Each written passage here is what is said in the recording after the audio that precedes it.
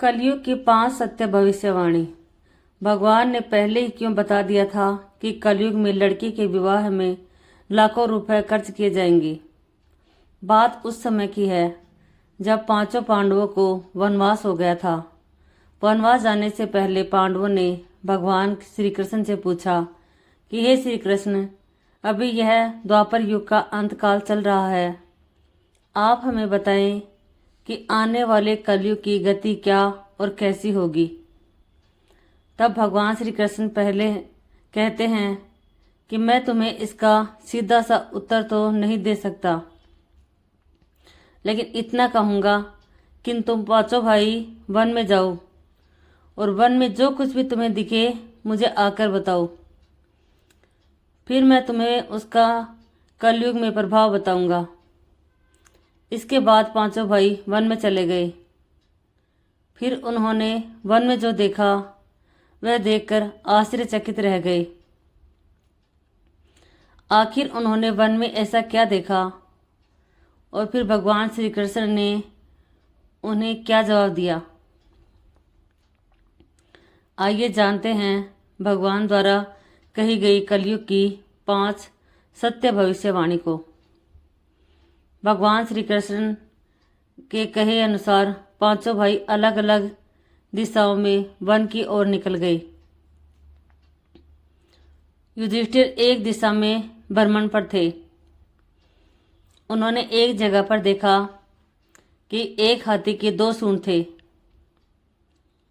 यह देखकर युधिष्ठिर के आश्चर्य का ठिकाना नहीं रहा। वहीं अर्जुन दूसरी दिशा में भ्रमण पर थे। कुछ दूर जंगल में जाने पर उन्होंने जो देखा उसे देखकर वह भी आश्चर्यचकित रह गए। वहां पर उन्होंने देखा कि कोई पक्षी है जिसके पंखों के ऊपर वेदों की रचनाएं की गई है और वह पक्षी मुर्दे का मांस खा रहा है। यह दृश्य देख अर्जुन कुछ समझ नहीं पाए। दोनों भाइयों की तरह भीम भी भ्रमण पर थे। उन्होंने जो देखा वह भी आश्चर्यचकित रह गए। उन्होंने देखा कि एक गाय ने एक बछड़े को जन्म दिया, लेकिन बछड़े के जन्म के बाद गाय अपने बछड़े को इतना चाट रही थी कि उसका बछड़ा लहूलुहान हो गया। सहदेव भी भ्रमण पर थे। उन्होंने देखा कि एक जगह पर 6-7 कुएं हैं जिसमें पानी है और बीच में एक कुआं खाली है। बीच का कुआं काफी गहरा होते हुए भी उसमें पानी नहीं है। सहदेव को घोर आश्चर्य हुआ और वह सोच में पड़ गए कि ऐसा कैसे हो सकता है। नकुल भी भ्रमण पर थे। उन्होंने भी एक आश्चर्यजनक घटना देखी कि एक पहाड़ के ऊपर से एक बड़ी सी चट्टान लुढ़कते हुए नीचे आ रही है। वह चट्टान कितने ही वृक्षों से टकराकर उन वृक्षों को नीचे गिराते हुए आगे बढ़ रही है, लेकिन विशालकाय वृक्ष उस चट्टान को रोक न सके। इसके अलावा वह चट्टान और न जाने कितने ही अन्य चट्टानों के साथ भी टकराती है, फिर भी दूसरी चट्टानें भी उस चट्टान को रोक न पाए। अंत में वह चट्टान एक अत्यंत छोटे से पौधे से टकराकर, अर्थात उस छोटे से पौधे का स्पर्श पाते ही ठहर जाती है। इसके बाद पांचों भाई एक जगह एकत्रित हुए और शाम को भगवान श्री कृष्ण के पास जाकर उन्होंने अपने अनुभव श्री कृष्ण जी को सुनाए। सबसे पहले युधिष्ठिर ने कहा कि मैंने तो पहली बार 2 सूंड वाला हाथी देखा। यह मेरे लिए तो बहुत ही आश्चर्यजनक था। तब भगवान श्री कृष्ण कहते हैं कि प्रिय पांडवों, अब तुम कल की काल जिस युग में भगवान श्री विष्णु कल की अवतार लेंगे, उस युग की यानी कलयुग की बातें सुनो। तब भगवान श्री कृष्ण ने कहा कि कलयुग में ऐसे लोगों का राज्य होगा जो दोनों ओर से शोषण करेंगे, बोलेंगे कुछ और, करेंगे कुछ और, मन में कुछ और होगा और कर्म कुछ और होंगे। ऐसे ही लोगों का कलयुग में राज होगा। पांडवों, तुम कलयुग आने से पहले एक राज्य कर लो। युधिष्ठिर के बाद अर्जुन ने कहा कि मैंने जो देखा है वह तो कहीं ज्यादा आश्चर्यजनक था। मैंने देखा कि एक पक्षी के पंखों पर वेदों की रचनाएं लिखी हुई हैं, पर वह पक्षी मुर्दे का मांस खा रहा है। तब भगवान श्री कृष्ण कहते हैं कि कलयुग में ऐसे लोग रहेंगे जो बड़े ज्ञानी कहलाएंगे, विज्ञान की चर्चा करेंगे, लेकिन उनके आचरण राक्षसी होंगे। वह बड़े पंडित और विद्वान कहलाएंगे, किंतु यह देखते रहेंगे कि कौन सा मनुष्य कब मरे, कब हमारे सभी रिश्ते नाते मारे और हमारे नाम से संपत्ति हो जाए। भगवान श्री कृष्ण अर्जुन से कहते हैं कि हे अर्जुन, राजनीति के व्यक्ति विचार करेंगे कौन से मनुष्य को मारा जाए और राजनीतिक गद्दी हमारे नाम पर हो जाए। कलयुग के लोग हर जाति धर्म पर प्रमुख पदों पर बैठकर विचार करेंगे कि कब किसका श्राद्ध हो और कौन कब किस पद से हटे और हम उस पद पर चढ़कर बैठ जाएं। चाहे कितने भी बड़े लोग हों, परंतु उनकी दृष्टि धन और पद के ऊपर ही रहेगी। ऐसे लोगों की ही बहुतायत होगी और कलयुग में ऐसे लोगों का ही राजकाज होगा। अर्जुन के बाद भीम ने अपना अनुभव भगवान श्री कृष्ण को सुनाया। भीम ने कहा कि मैंने तो यह देखा कि एक गाय अपने बछड़े को जन्म देने के बाद इतना चाटती है कि बछड़ा लहूलुहान हो जाता है। तब भगवान श्री कृष्ण कहते हैं कि कलयुग का मनुष्य शिशुपाल हो जाएगा। कलयुग में माताओं को कि अपने बच्चों के लिए ममता इतनी बढ़ जाएगी कि उन्हें अपने विकास का अवसर ही नहीं मिलेगा।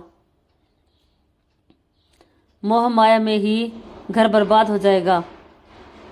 किसी का बेटा घर छोड़कर साधु बनेगा तो हजारों लोग उस साधु के दर्शन करने को तरसेंगे, और यदि उनके अपने बेटे ने साधु बनना चाहा तो रोएंगे कि मेरे बेटे का क्या होगा। इतनी ज़्यादा ममता होगी कि लोग अपने बच्चों को उसे मोह माया और परिवार में ही बांध कर रखेंगे। उसका जीवन वही खत्म हो जाएगा। तब भगवान श्री कृष्ण भीम को समझाते हुए कहते हैं कि हर मनुष्य को यह जानना चाहिए जरूरी है कि वास्तव में लड़के तुम्हारे नहीं हैं, वह तो बहुओं की अमानत है और लड़कियां जमाइयों की अमानत है। तुम्हारा यह शरीर मृत्यु की अमानत है और तुम्हारी आत्मा परमात्मा की अमानत है।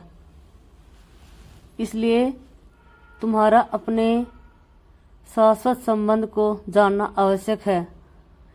भीम के बाद सहदेव ने भगवान श्री कृष्ण से कहा कि हे श्री कृष्ण, मैंने यह देखा कि एक जगह पर 6-7 बड़े कुओं के बीच एक गहरा कुआं बिल्कुल खाली है, जबकि ऐसा संभव कैसे हो सकता है।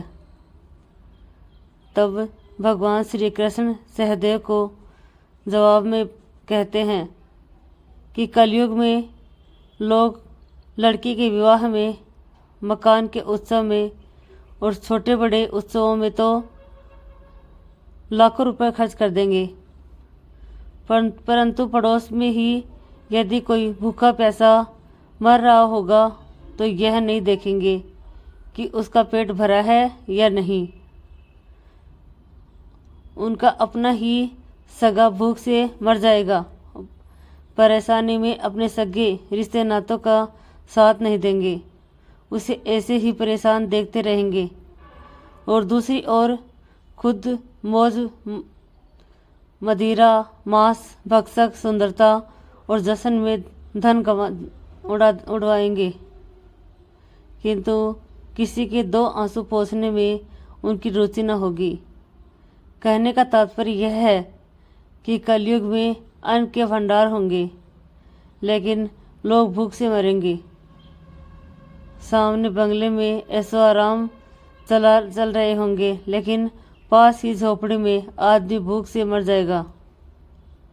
एक ही जगह पर असमानता अपने चरम पर होगी। वही बेटा अपने वृद्ध माँ बाप को बुढ़ापे में उन्हें नहीं देखेगा और कुछ माता पिता भी धन के लिए अपनी औलाद में भेदभाव करेंगे।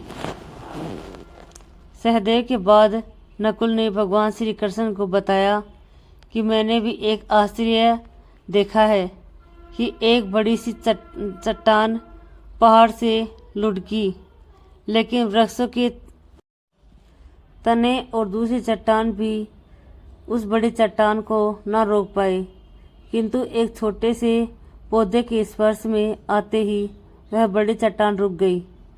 यह बहुत ही आश्चर्यजनक था।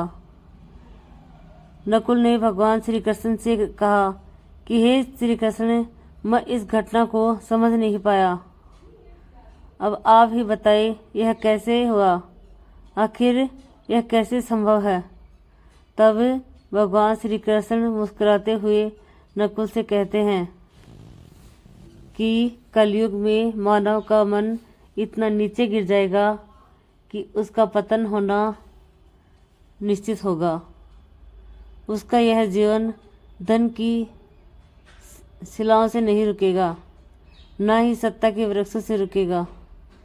जब मनुष्य अपने जीवन के आखिरी पड़ाव में होगा, तब उसे परमात्मा रूपी अंतर्ध्यान होगा कि उसका पूरा जीवन तो व्यर्थ ही चीज़ों की चिंता करने में ही निकला।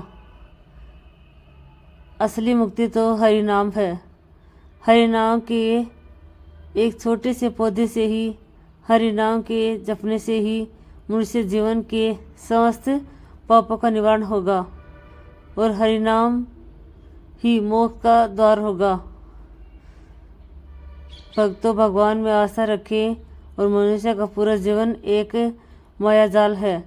मनुष्य को उम्र के अंतिम पड़ाव में ही एहसास होता है कि मंजिल केवल परमात्मा है। यही पड़ाव पूरे जीवन के कर्मों का लेखा जोखा दिखा देता है। इसलिए केवल हरि नाम ही कलयुग में मोक्ष पाने का एक मात्र उपाय है।